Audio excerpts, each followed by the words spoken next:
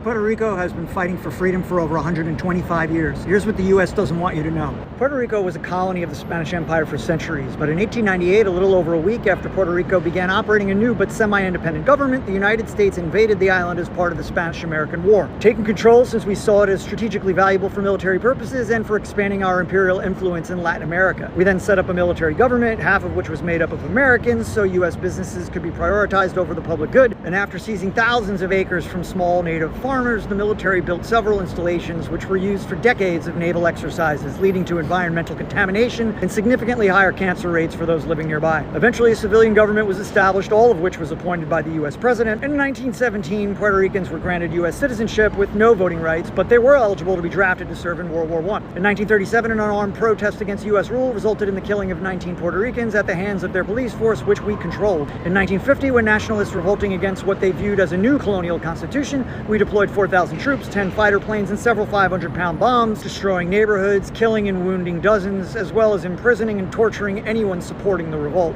Launched in the 1940s, Operation Bootstrap was to transition Puerto Rico from an agrarian to a manufacturing society, and while per capita income increased quite a bit, they still had to depend economically on the U.S. This plan also included tax exemptions for U.S. businesses, which siphoned revenue from money that was meant for schools and hospitals. The new economy also couldn't support as many workers as the previous one, leading to increased unemployment, but the unemployed were encouraged to move to the U.S., and 500,000 Puerto Ricans went to live in several U.S. cities. Since focus shifted away from agriculture, the island, which was once producing 65% of its own food, imports over 85% to this day. Puerto Rico also is only allowed to have food shipped via U.S. ships, which raises the cost of most products and especially food. And since it's an unincorporated territory, Puerto Rico cannot independently negotiate with other countries. This has led to food security issues, resulting in 40% of the population suffering from hunger or skipping meals. In order to limit the population in Puerto Rico, and while this inhumane practice has since been done away with, forced sterilization programs were implemented on Puerto Rican women of childbearing age, resulting in over 1/3 of them sterilized by 1969. In the 2000s, the island entered a prolonged recession, and since, as a non-sovereign nation, they could not seek help from the International Monetary Fund or file for bankruptcy,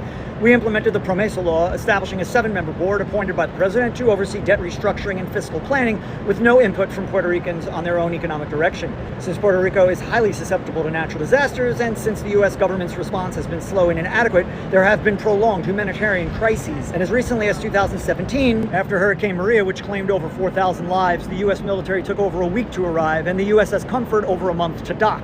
The U.S. government has encouraged high net worth individuals to move to Puerto Rico in order to exploit tax incentives, leading to foreign investors buying up land for luxury developments, pricing out locals in many areas. And as poverty increases while property values rise, many Puerto Ricans face obstacles to affordable housing. To this day, Puerto Rico is what you may call a rebranded form of neo-colonialism. And while the people can move freely to the U.S., residents of the island who may not be able to afford to move cannot vote in federal elections, nor do they have any representation in Congress. So what can we do to help the situation? We can support Puerto Rican self-determination or more autonomy. We can push to eliminate or restructure the debt imposed by the PROMESA Oversight Board, push to end federal laws that disadvantage Puerto Rico with things like shipping restrictions. We can support investment in renewable energy and sustainable development controlled by Puerto Ricans. We can also demand better federal disaster response and infrastructure investment, support Puerto Rican-led organizations working on housing, healthcare access, and environmental justice. And we can also support cleanup efforts in Vieques and other contaminated areas.